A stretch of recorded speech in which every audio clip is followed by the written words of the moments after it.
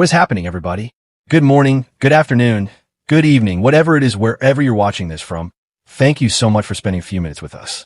Welcome back to Detroit Scope, your home for everything Detroit Lions, especially right now, during the most chaotic and exciting few weeks of the entire football calendar, training camp. And let's just get this out of the way early because you all have been incredible. We're closing in on 1,000 subscribers on this channel. And if you found any value in what we do here, breaking down the Lions day by day, sometimes practice by practice, do us a favor and hit that subscribe button. It genuinely helps us keep this thing going. Okay, business out of the way. Let's get into it because day 2 of Lions training camp delivered a little bit of everything. Relief, tension, and a few surprises that nobody really saw coming. Let's start with the headline, and it's a good one for a change. The Lions got a weapon back. Now, before you get too excited, no, this is not Jahmyr Gibbs ending his hold-in. We'll get to that mess in a minute because it is very much still a mess. This is about tight end Sam LaPorta, who has been cleared for practice reps after recovering from a back procedure that, frankly, scared a lot of people last November. Dan Campbell was asked about LaPorta's return, and the way he talked about him tells you everything you need to know about how much this offense missed him. Campbell basically said that even without pads, what LaPorta is doing right now looks like full speed compared to where he was back in the spring, that the team is easing him in with a handful of reps at a time, and that it feels great to have him back because, in Campbell's words, he is a weapon for this offense. And look, that word, weapon, is doing a lot of work here because when you actually sit down and think about the hierarchy of importance on this Detroit offense, there's a real argument that Sam LaPorta isn't just a weapon, he might be the weapon. Yes, Amon-Ra St. Brown is one of the best receivers in football. Yes, Penei Sewell is an elite left tackle. Yes, Jahmyr Gibbs is a game breaker every time he touches the ball. But here's the thing about all three of those guys. When they've missed time, this offense has found ways to survive. St. Brown barely misses games at all. And even when Gibbs has been banged up, the Lions have leaned on the run game and kept humming. LaPorta is different. When LaPorta went down last season, this offense visibly changed. The numbers back it up. Detroit was averaging well over 100 rushing yards a game with LaPorta on the field, and that number dropped into the 80s once he was out. The passing game lost a layer of complexity too, because LaPorta isn't just a guy who catches passes. He's a legitimate blocker, a security blanket receiver, and a matchup nightmare all rolled into one tight end. He's less a weapon and more a Swiss Army knife. Honestly, because there isn't a single thing this offense asks him to do that he can't do well. Now let's talk about how scary this actually was, because it wasn't just a routine tweak. LaPorta was dealing with a bulging disc, and if you've ever talked to anyone who's had a back injury like that, you know it's not something you just walk off. LaPorta himself has talked about how nerve-wracking the whole process was, genuinely wondering when, or if, he'd get full feeling back in his legs. And that's not dramatics, that's just how nerve injuries work. When a nerve gets inflamed or compressed, the body's first instinct is almost to shut it down as a defense mechanism. And that's part of why some players who deal with disc injuries never fully get sensation back in a foot, or end up dealing with something like drop foot for the rest of their lives. It's a genuinely unpredictable injury. But according to LaPorta, the doctors kept reassuring him he'd be fine. And sure enough, he says he got his full strength back somewhere around 2 to 3 months ago. He was admittedly a little rusty out there on day 2, which, honestly, who wouldn't be after everything he's been through? But the fact that he's moving, bending, and taking reps at all is a massive sigh of relief for this Lions offense. And here's the part that makes LaPorta's return even more critical. Depth at tight, and behind him is thin right now. Sam Mustipher, sorry, we mean Brock Wright and the rest of that room. And specifically Sam LaPorta's primary backup, Brevin Spanford, and veteran Kenny Yeboah are solid depth pieces, but none of them replace what LaPorta brings positionally. Behind him right now, converted tight end candidate Isaac Taslaw, and even wide receiver Tom Kennedy have reportedly been cross-training in some tight end packages just to add bodies to that room, especially with veteran Brock Wright dealing with his own bumps and bruises through camp. So when Dan Campbell calls LaPorta our guy and a big piece of our offense, it's not just a nice compliment. It's an accurate description of a Lions team that genuinely does not have a plan B if LaPorta goes down again. Okay, now let's address the elephant in the room, because you knew we had to get here eventually. Jahmyr Gibbs. As of this recording, Gibbs is still not participating in practice as he continues to hold in, meaning he's physically present at camp. He's reportedly passed the team's conditioning test, but he is not doing individual or team drills while he and the Lions try to hammer out a contract extension. And look, we've been saying this for a couple of days now, and we'll keep saying it. The longer this drags on, the bigger the story becomes, whether anyone wants it to or not. Dan Campbell has done a pretty good job publicly playing this down.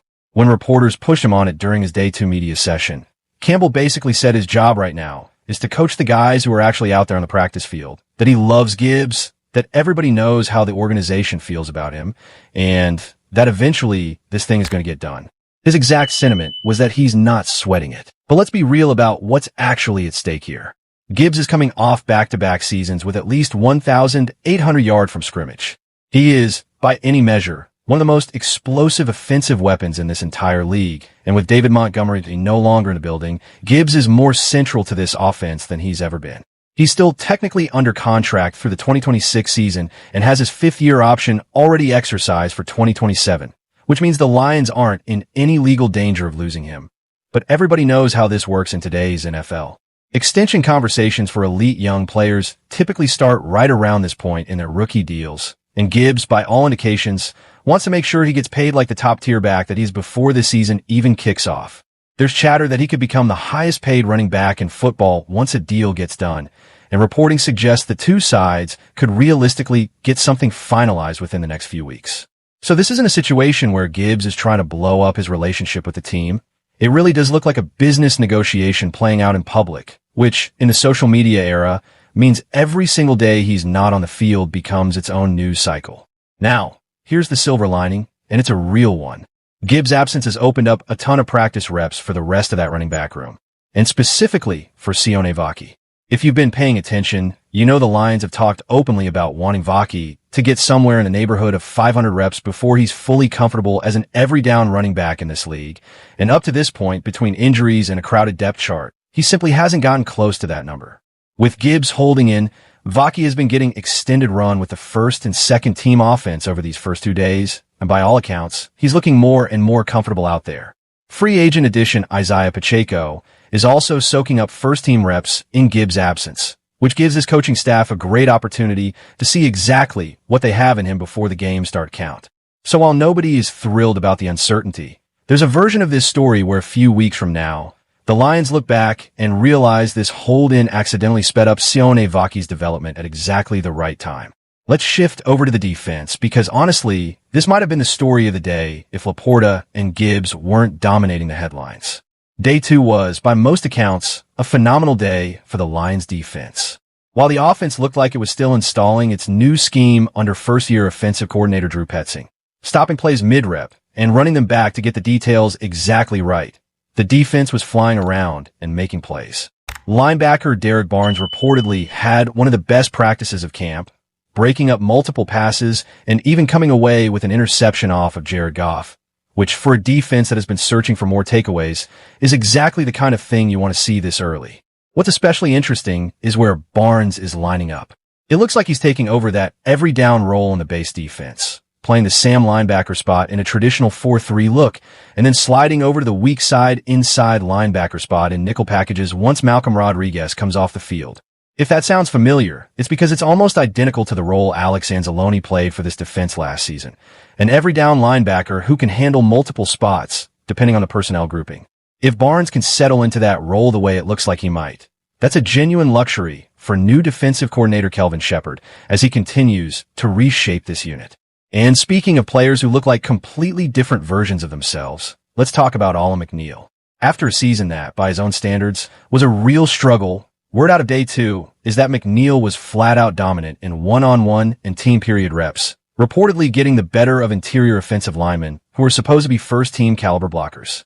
That's exactly the kind of bounce-back sign Lions fans have been hoping to see, especially with McNeill continuing to work his way back into full form. And right next to that storyline is Tyleik Williams, who has become something of a case study in accountability this offseason. Reporters pressed Dan Campbell directly about whether Williams would have any issues with his weight heading into his second season, and Campbell's answer was refreshingly direct. He called Williams a man of his word.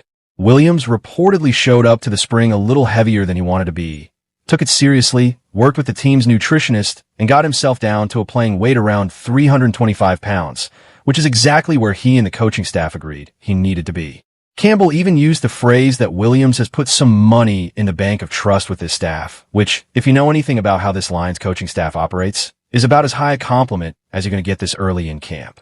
It's the kind of story fans should love because it mirrors almost exactly what happened with Deshaun Robinson a few years back, a player who got his body right in year 2 and then saw his talent take over from there.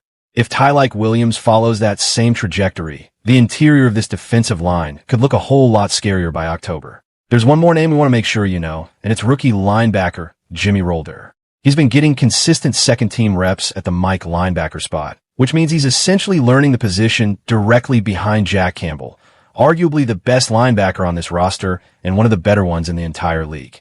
And according to everyone watching camp, Gibbs looks surprisingly comfortable out there for a rookie, showing solid recognition in coverage and run fits, and even picking up a would-be sack on a blitz during one of the team periods. If you followed his college tape closely, this isn't actually all that surprising, but it's a great early sign that the Lions may have found some quality depth at a position that suddenly matters a lot given how the linebacker room is being reshuffled around Derrick Barnes and Malcolm Rodriguez. On the injury front, there wasn't a ton of alarming news, which in training camp terms is basically a win. Offensive lineman Ben Barch continues to be held out of team periods as he works his way back, and edge rusher Peyton Turner tweaked his back and was dealing with some stiffness, though the belief right now is that it's nothing serious, just a maintenance day or 2 before he's back out there. So where does all of this leave us heading into day 3? On one hand, this Lions offense just got a genuine jolt of good news with Sam LaPorta back on the field, looking like exactly the kind of multi-dimensional weapon this team has been missing since November. On the other hand, the Jahmyr Gibbs situation isn't going anywhere yet, and until Penn actually hits paper on a new deal, every single day of his absence is going to keep generating headlines whether the team wants it to or not. And on defense, there's a lot to be genuinely excited about. Derrick Barnes stepping into an expanded role, Alim looking like his old self again, Tyreek Williams proving he's serious about his body and his game, and a rookie linebacker in Jahmyr Gibbs, who might be a name you're hearing a lot more of very soon. That's going to do it for this one. As always, thank you so much for hanging out with us here on Detroit Scope. If you enjoyed this breakdown, do us a huge favor and hit that like button, drop a comment letting us know what you think about the Gibbs situation or who you're most excited to watch this camp. And if you haven't already, please subscribe. We are so close to hitting 1,000 subscribers, and every single one of you watching right now can help us get there. We'll be back with more from Lions Camp very soon. Go Lions! We'll see you on the next one. Peace.